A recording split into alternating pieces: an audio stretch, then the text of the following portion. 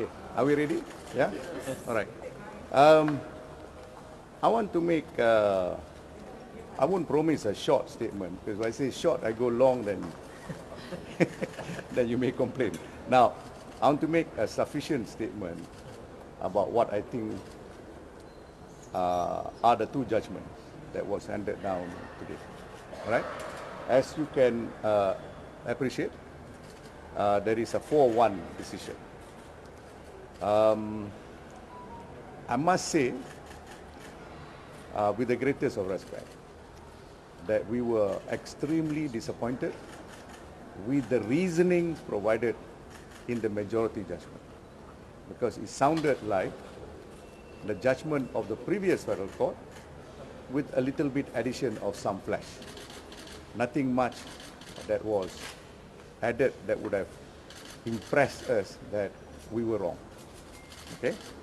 For instance, cases that we have obviously shown to be completely non-applicable was cited again, just as the previous federal court cited, like the Halaman Perdana case, which has got no application whatsoever. And conveniently, they did not handle the issue of the circular, about the circular that was applicable to the lower court, which was also given CCs to the High Court and the Supreme Court regarding the discharge of counsel. They did not deal with that. Okay? And in the end, of course, we are further disappointed with the conclusion and the result of the majority judgment. But we are very encouraged, and I must say this, you can see that in spite of losing this case, I am still in the smiling mood because of what was said in the minority judgment, the dissenting judgment, which took double the time of quick reading than the majority judgment. In fact, it was 84 minutes of reading, and the previous, the majority judgment was only 48 minutes of reading. Of course, length or quantity doesn't matter, but it is the quality that is important. Now, I thought highlight to you, this is what was held in the minority judgment that sort of excites me, because it is something which I expected a judge of the caliber of Rahman Sebli, the Chief Judge of Sabah Sarawak, to come up with, going by the historical background that we know about all his judgments, which are quite illuminating and upright. Okay? Now, he said this. He said, out of the 4 grounds, he was only interested to make a decision on just one ground, namely the adjournment, which is the second ground out of the 4. Yeah. So he says on the adjournment, and he started by saying that Rule 137 is critical because it is a rule that not only is to propagate justice, but he calculatedly used the term, it is to stop the perpetuation of injustice, suggesting that what is going on with Datuk Sri Najib was injustice, and he has to stop that perpetuation of injustice. So he said Rule 137 is applicable in such situation. That's important. And he says Rule 137, even if you go by the law, is applicable when fair trial has not been given to a person. And in this case, he went down the route and held that fair trial was not given. The process was completely not provided to Datuk Sri Najib. Now, this is how he says it. He says that justice is not about finding out whether someone is guilty or innocent or not guilty. guilty, not guilty, or innocent. Justice is not only about that. But justice incorporates a bigger concept, namely whether when you come to the decision whether a person is guilty or not, did you apply the process that will enable him to say, yes, I have been given the fairest of trial, but unfortunately I lose, or fortunately I win. So the process is very important. Now, why you need to stress this is because it applies to you and me. Next time maybe it's not you, it could be your children, it could be your father, it could be anybody. If he is charged in court, you must be confident that the court will give you a process of fair trial. Because only the process of fair trial, you can be assured that the judges is giving you the chance to prove your innocence, or for the prosecution to prove your guilt. So if you don't get this, then you can say virtually that fair trial was not given to you. Now, I want to jump a little bit. This judge in the minority held that there was no fair trial. The adjournment should have been given, he said, because why should the adjournment be given? He said because the new lawyers took over the case only 3 weeks beforehand. Okay? But he said it is not relevant about Shafi and Co. that was already there 4 months before, because Shafi and Co. was no longer the lawyers, because they were replaced by Ziz and Hisham. So you have to consider the new lawyers. So the new lawyers had only 3 weeks to read over more than 30,000 documents and judgment which are 800 pages in the High Court and another 300 plus pages in the Court of Appeal. So you see, it is humanly impossible. So in the context of that, he said adjournment should have been given, and he says it is routinely done in especially serious cases. And you remember we cited the case of one person who got 70 odd adjournment. You know, nobody complains about it. Yeah, because if he needed the 70 adjournment, he should get a 70 adjournment. But this is the first time we ever asked for adjournment. Never before in the history of Datuk Sri Najib.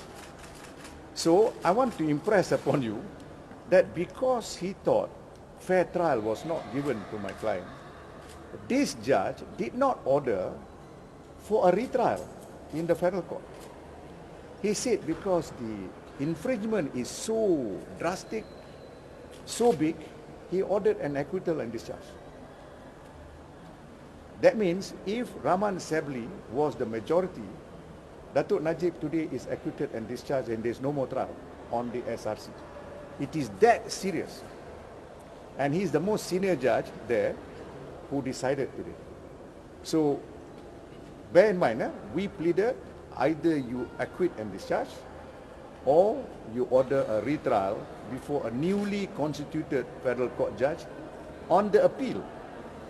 I mean, the appeal be reheard, because Tengku Maimun and her 4 judges did not hear us. You remember we said they heard the prosecution ex parte, one-sided. They never heard from us at all. And they held that when Hisham stood up and said he cannot submit, it is not because he refused to submit. It is because he's being responsible. He has not been prepared because he just got it 3 weeks earlier. And therefore, he cannot do injustice to the client by submitting when he's not prepared. You know, like if you are being defended by a lawyer, you will be very, very upset if the lawyer is not prepared and yet he carried on with your defense, because that's the best way to hang you. You know, sometimes the lawyers themselves can hang the client. It doesn't have to be the prosecution. So the lawyer must be fully prepared in order to defend you. And this is your basic right. All right? Okay, now, then he went on about the adjournment. He said, why shouldn't the adjournment be given? Because the adjournment was requested a lot earlier. The prosecution did not object. On 2 occasions on record, he read it. The prosecution leave it to the court, no objection. Not only that, the prosecution sent the Solicitor General This is the third occasion, the Solicitor General stood up and said, we leave it to the court on the request for adjournment. Which means they were quite confident, the prosecution was quite confident that the request for adjournment was genuine because they need to prepare. There was no such thing as, was it applied to delay? Because if it was applied to delay, the prosecution will make noise. The prosecution at that time never had any idea that this was a ploy or anything like that. They all thought this is a genuine request for adjournment. And it remains a genuine request. But only here, they began saying that this is a ploy for adjournment, which the judge just now gave them a rap on the knuckle and says this was an afterthought. All right, so the minority judgment says once the application for adjournment is genuine, you have to consider it in a reasonable fashion. You cannot simply say this is a discretion of the court, because the discretion of the court must be exercised judiciously. That means just because it is discretion, you cannot do as you like. You have to consider judiciously, because if you don't grant adjournment, it may cause injustice to this man. So that's why you have to be judicious about every decision, including for adjournment. Now, then we went on to a sub-issue, which is this. He says, he examined this concept of, can a counsel discharge himself? You remember Hisham discharged himself at one stage. On the 18th, he discharged himself. But the court said, no, we are not allowing you to discharge yourself. This dissenting judgment said, there is no such thing as not allowing, because the circular, as well as the two cases we cited, when you engage, assuming you engage me, it's a private contract. The court cannot enforce it. The court cannot say, you must continue engaging me, because that's enforcing a specific performance. If she wants to sack me, that's it. The court have got no say, because it's a private contract. So the court say, this was a private matter between the client and the solicitor. If the counsel says he is discharged, is discharging himself, the court has got nothing to say about it. In a criminal case. Now, a dangerous precedent was set today by the majority. Now, the bar counsel representative was there, and I'm sure she's very concerned. Now, they say, in every criminal case, for a criminal lawyer to discharge himself, he must seek the permission of the court. Now, you tell me, in a last-minute appointment of lawyers by, say, people who are without lawyers, say, legal aid people, you know, people who are without money, you know, like indigent client. If suddenly they say they met you in court and they say, can you help me, can you defend me? No lawyers will accept, because the court will force them. You accept, you jalan the case, although I'm not prepared. That is the dangerous precedent which the court majority judgment has set. Whereas previously, if I'm not ready, I ask for an adjournment. The court always gives. I've never come across one single case where the court never gives it, unless it is habitual that you've been asking 5, 6, there's one case 17 times asking for adjournment, so the court can stop you. But in a genuine case, in order to achieve justice, the court always gives you the adjournment. And the discharge of counsel is the counsel's privilege together with his client. So the court decided today, in the minority judgment, that it is wrong not to discharge, not to allow the discharge of the counsel. In fact, the court went in a conclusion by saying, the reason why the Chief Justice or the previous court insisted that Hisham stayed in court was to give it the appearance, is a pretended impression that my client was with a counsel. That's why it doesn't allow the discharge. That's very dangerous, because if you have a counsel that is not prepared, it is as good as not having a counsel. You remember the Chief Justice decided in one case, I did, it's called Yahya Hussein. Yahya Hussein was previously defended in Tawau by a lawyer who never knew anything about criminal law, especially dangerous drugs. And what transpired was, he collected the money up front. and he pretended to defend. And then we realized later on why he wanted to do the case, because the lawyer was dying of cancer. So he needed the money, took the money, but he didn't defend.